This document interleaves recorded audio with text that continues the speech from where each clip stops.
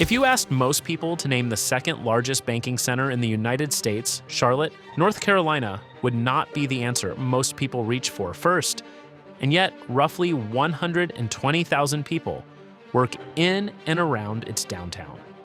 From the headquarters of Bank of America to the East Coast operations of Wells Fargo, and dozens of other financial institutions spread across 33 million square feet of office space. Charlotte's skyline is legitimately stunning. The city is approaching 1 million residents, and companies keep choosing it over larger, more established rivals. On paper, this place looks like it has everything. That is, until you get to the numbers beneath the skyline. Nearly 1 in 4 offices in Uptown is sitting empty, even in a city that keeps growing. So how does a city with this much money and this much growth end up with a downtown that still feels unfinished at street level? Charlotte grew from a single intersection, Trade Street and Tryon Street, where settlers gathered in the mid-1700s. Over the next 2 centuries, that crossroads filled in with storefronts, homes, and small businesses, layering into the kind of dense, walkable downtown that feels like a place rather than just a location. Between 1960 and 1977, urban renewal wiped out a staggering share of Uptown's older buildings. What followed was the near-total erasure of a city's historic center, as those streets and blocks were cleared away, then replaced with office towers, parking decks, and highway infrastructure built around speed, parking, and the daily movement of cars through the center of the city. The neighborhood that paid the heaviest price was Brooklyn, a thriving Black community in what is now the Second Ward. Brooklyn had 1,700 buildings across 238 acres, with its own shops, churches, schools, and institutions that had served the community for generations. City officials classified 77% of it as blighted, a legal designation that unlocked federal demolition funding. And what followed was the systematic removal of 1,480 homes. The displacement of over 1,000 families, the forced closure of 216 businesses, and the demolition of 12 historic Black churches. Critics called it what it was, a mechanism for removing a majority Black neighborhood under the legal cover of urban progress. Today, 4 Brooklyn buildings remain standing. Interstate 277 was then constructed as a loop encircling Uptown on 3 sides, with Interstate 77 cutting through the northwest. And together, these roads turned Uptown into a physical island, severing it from every surrounding neighborhood that might otherwise have grown alongside it. The city renamed downtown Uptown in the 1970s, a rebranding exercise that suggested fresh energy, and the name stuck even as the underlying problem did not budge. What was left was a downtown stripped of the history that made streets work, surrounded by highways that made leaving easy and arriving on foot nearly impossible. Everything that came after was built for a car, and the streets show exactly what that decision cost. Tryon Street on a weekday afternoon can make a reasonable case for itself. Uptown draws more than 18 million visitors a year. The towers overhead are well designed, there are restaurants and plazas, and a baseline level of activity that suggests a functioning downtown.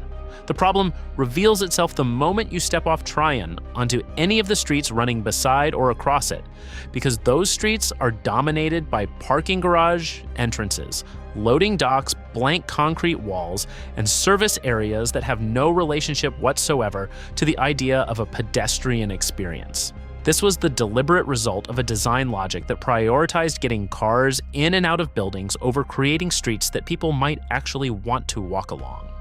Because the topography of Uptown drops sharply on the streets parallel to Tryon, nearly every office tower placed its parking entrance on those side streets, turning them into the effective backsides of buildings rather than functioning urban streets. Human perception requires something visually interesting roughly every 30 to 50 feet to make walking feel comfortable. And on many of Uptown's secondary streets, a person can cover 3 full blocks without encountering anything other than a garage ramp or a ventilation grate. What this produces is a downtown that functions almost entirely as a single corridor, with Tryon Street as its only consistently active spine and everything around it falling away into emptiness almost immediately. The towers that replaced Charlotte's historic buildings were designed for the people inside them, not for anyone passing by on the sidewalk outside. And the difference between those two priorities is visible on every block that surrounds them. The parking makes the pedestrian problem even harder to solve.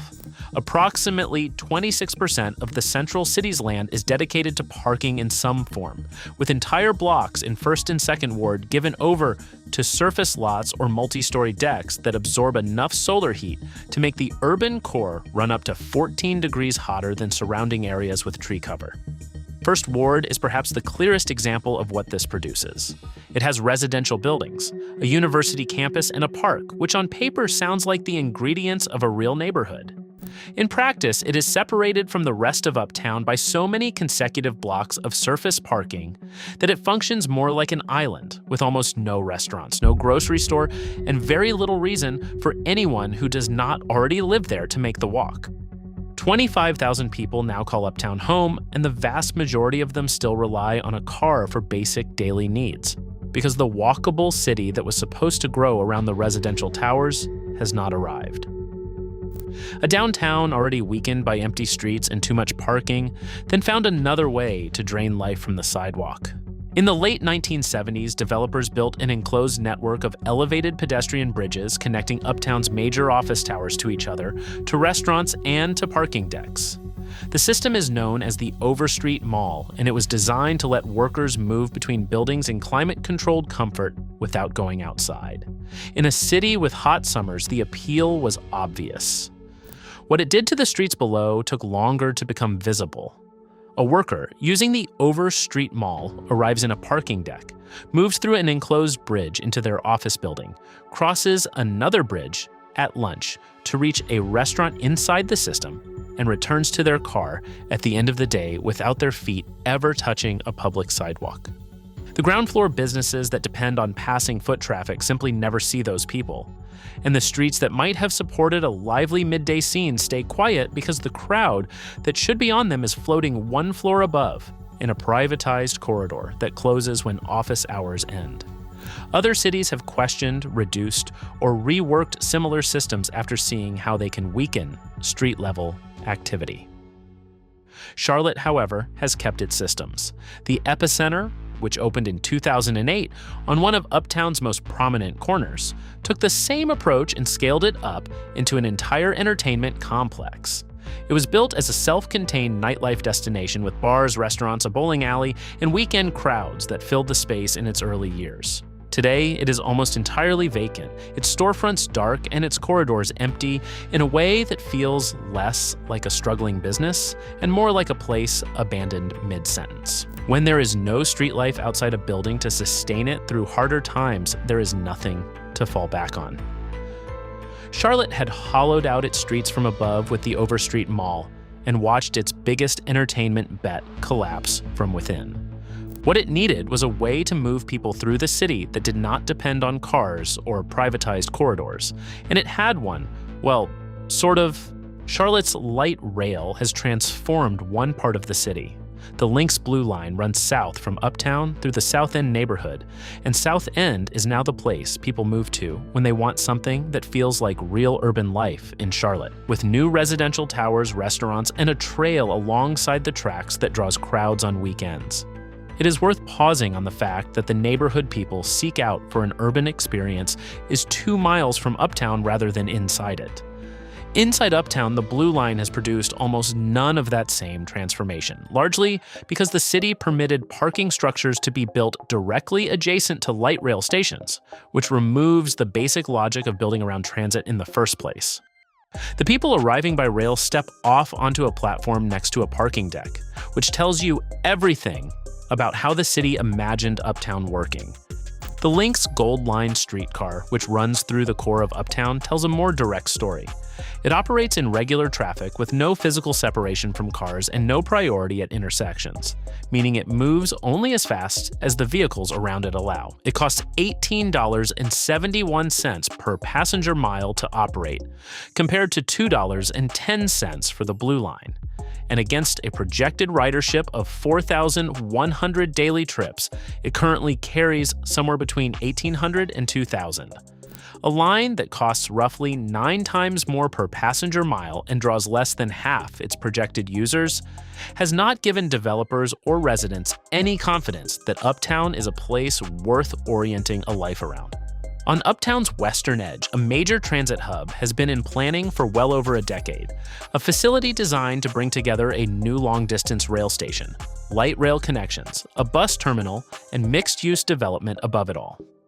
The current Amtrak station it is meant to replace sits far from Uptown, is extremely small, and looks like one of the most dated buildings in the state. The new site today is an empty lot with reconfigured rail tracks and the structural framing for stairs leading to a platform that does not exist. It is Charlotte's biggest promise to itself, still waiting to become real.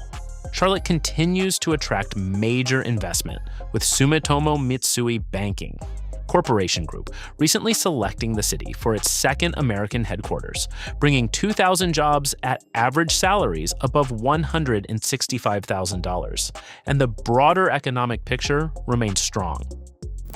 What is less clear is whether the city winning these announcements is building the kind of place where the people behind them actually want to spend their time once the workday ends. The $650 million in public money that Charlotte approved for Bank of America Stadium renovations exceeded the city's entire annual budget for police, fire, and waste management combined.